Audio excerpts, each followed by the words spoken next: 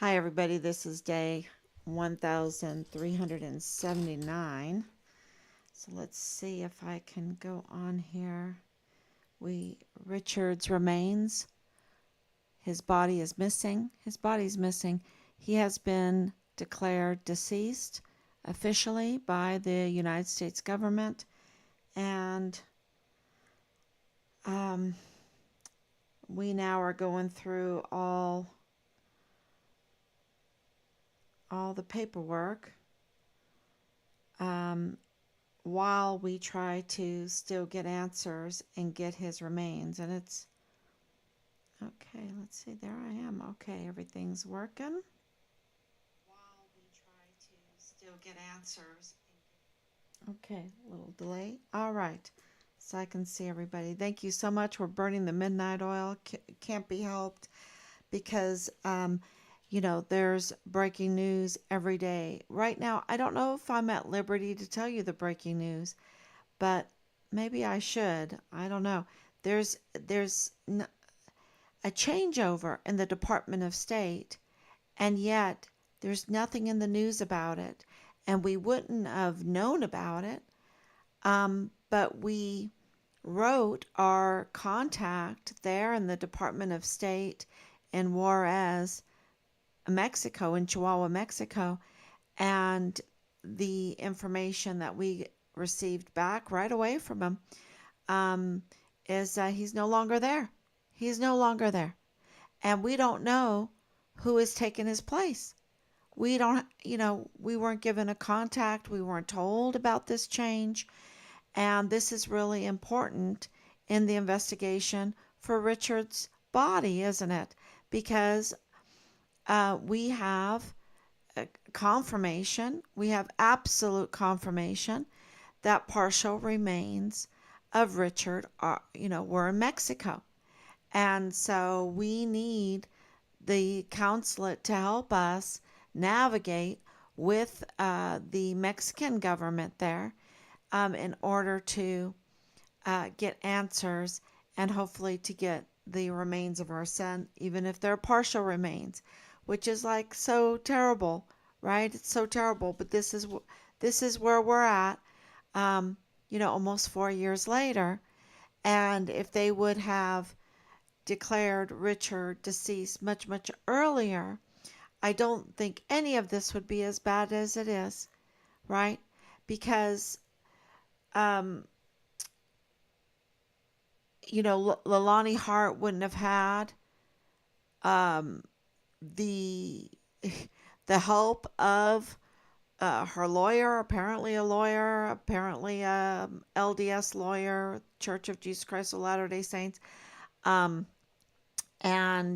Bob Moore of El Paso Matters to help collude and everything to retaliate against a whistleblower in our son's case. It would have stopped so many other crimes, you see. It would have stopped so many other, if CID would have done their job. And we wrote CID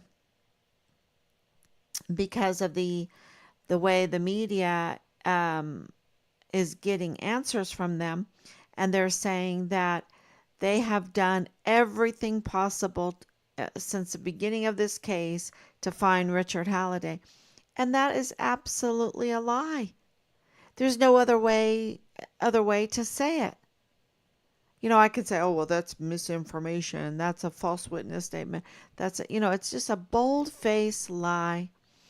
And we have absolute proof that they did not initiate internal affairs when a official complaint was filed against them by a judicial officer that when we found out, we filed complaints against the chief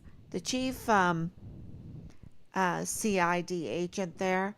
And this is just dragged on and dragged on because of interference in the law enforcement from CID Fort Bliss. I am sure that if and when we get the MP on the stand, or just to make a statement about who was at the guard mount, I bet it was Tavita Nuso or Marlon Soto, or you know, somebody from CID or working with CID. So yeah, that's they were putting out the narrative for the law enforcement community, so that they were pulling a psyop on the law enforcement community. That's what they were doing. That's exactly what they did with the Interpol, right? With the fake picture that, could not be used at all for facial recognition. When we did um, forensics on it, it did not meet Richard's face at all, but it did, with very high marks, meet Dallas Hart's face patterns and measurements. Now, why is that? Why is that? So, thank you, Anicia, for coming on so late. So yeah, we filling out all the paper, so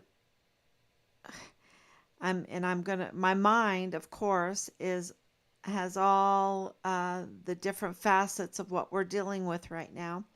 And so it could be a little bit confusing tonight, and I'm sorry about that. Uh, but when Richard was declared deceased, of course, they send the paperwork that of the declaration, or the notice of death, and the file. And we have that. And that's what Bob Moore was trying to steal. He was trying to steal our son's story using Richard's picture, with not even contacting us, not even asking us. No permission there at all. The violations of law, nothing applies to them. They can just act with impunity, and they're supposed to get away with it. But no, we're not. It's not okay. We're not going to let it go. You know how people say, oh, just let it go. No, we're not going to let this go. This is too dangerous. This is a violation of all what we hold dear, and that is due process. That is, our identity. Our identity. When people start stealing identity, stealing content, being content thieves, no, this is very, very dangerous stuff. And Bob Moore absolutely has been part of this case, and therefore, because he's a party up to no good with this case, trying to sabotage it, trying to block it, um, you know, he cannot be an independent journalist and then write stories and then have UTEP, KTEP post it. Um, it's just without any kind of liability. He can't do that because he's part of the case. And to continue the retaliation, to continue the sabotage agenda. You see, they have an agenda, and the agenda is to hide this case because Richard is like Joseph. And what do I mean by that? Well, my grandmother, my Oma, my German Oma, she said, if you buy a nativity scene, of course, you have Mary in blue, light blue, and just some, and you have the whole creche, the baby Jesus, but it's a true nativity scene if Joseph has a lantern in his hand. Has a lantern in his hand.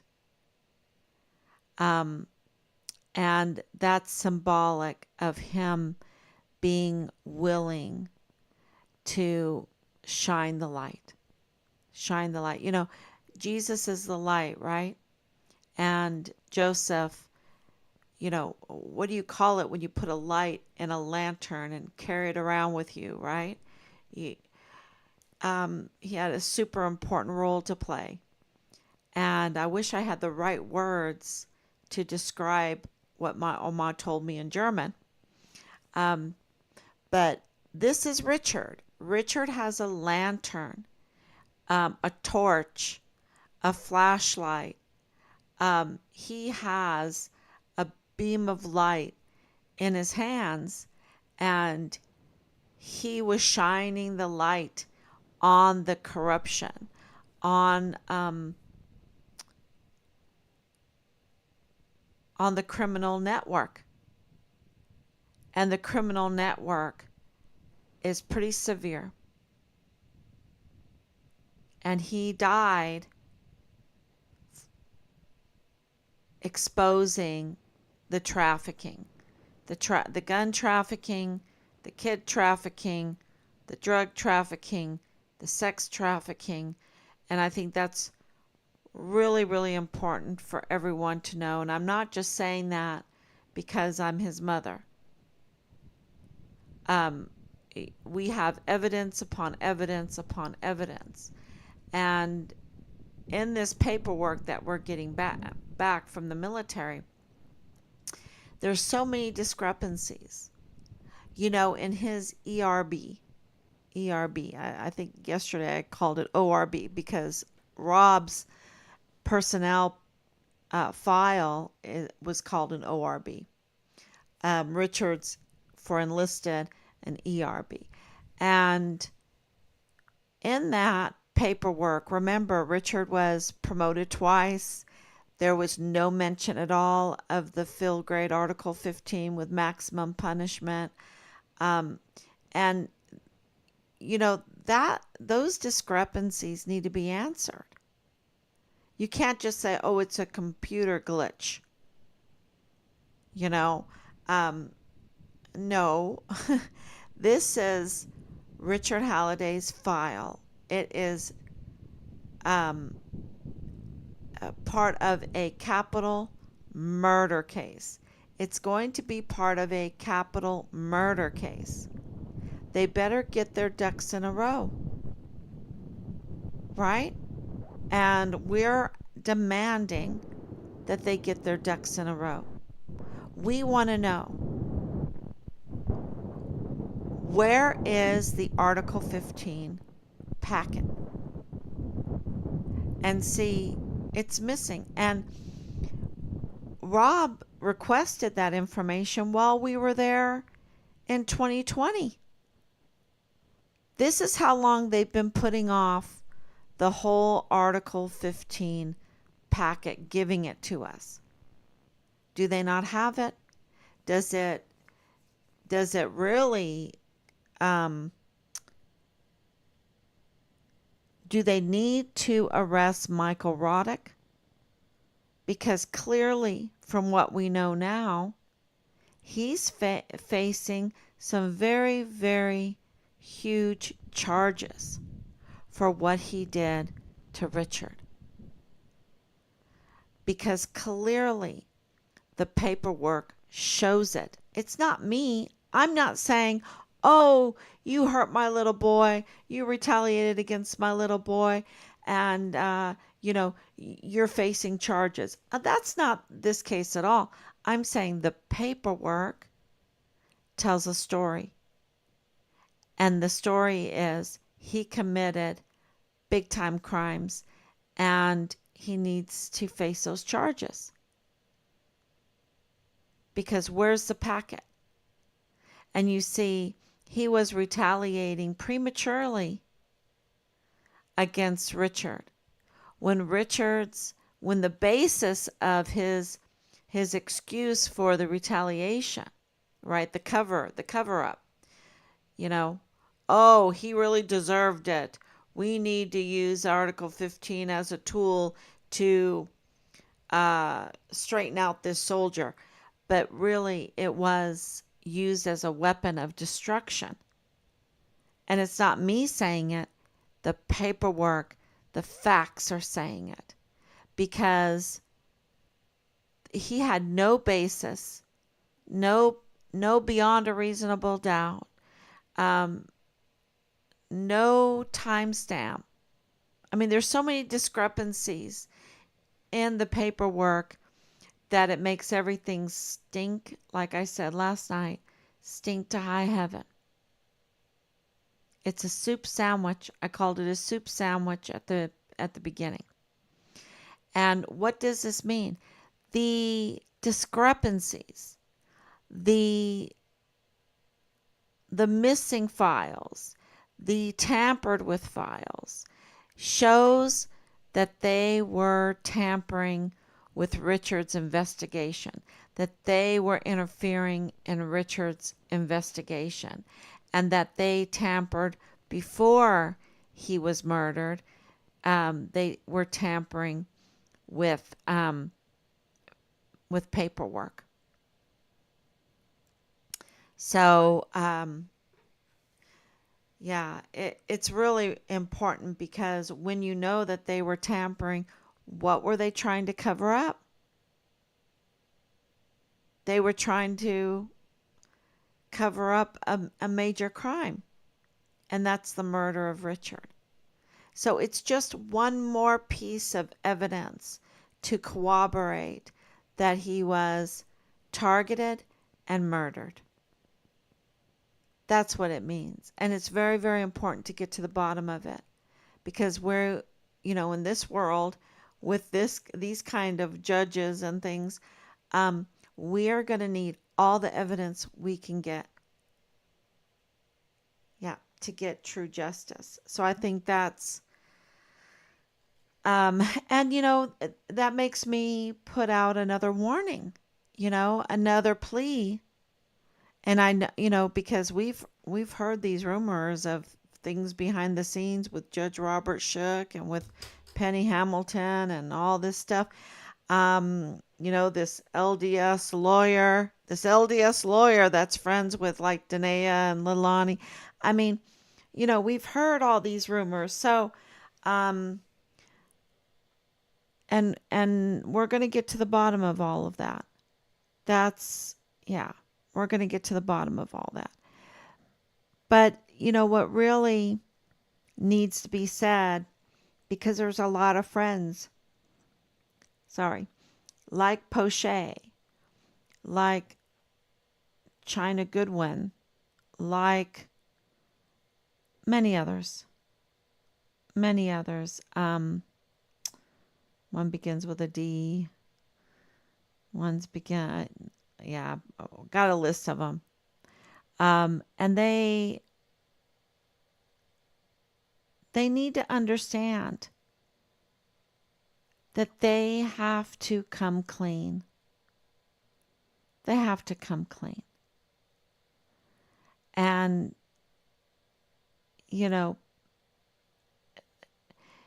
if they want any kind of leniency, they need to come clean.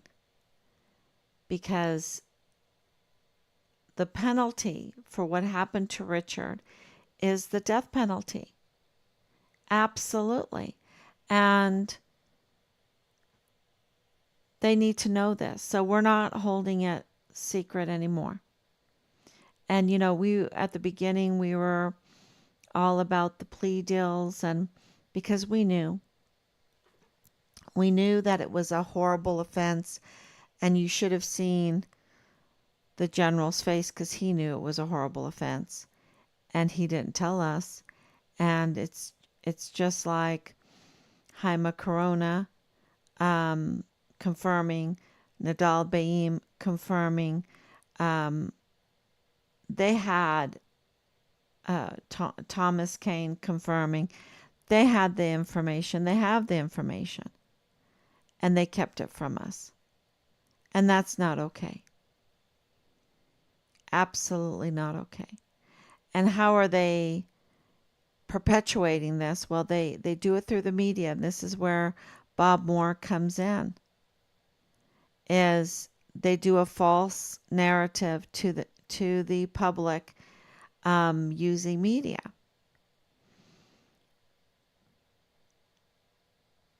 Yeah, it's pretty despicable. It really is. So I think that uh, getting out all of, sharing everything that we have on Find Richard Halliday is really, really important. Speaking with to people is very, very important. And, that's we're just trying to expand our reach, especially into El Paso. So, oh, the more the larger Team Find Richard Halliday gets, the better. The absolute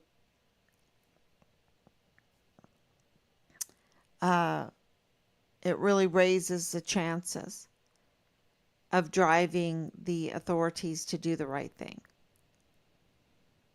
So, okay, everyone, thank you so, so much. Um, just please share, please comment, please like. And I know it's Friday night. Have a great Friday night. We love you. Thank you so much. And we'll be back tomorrow, God willing.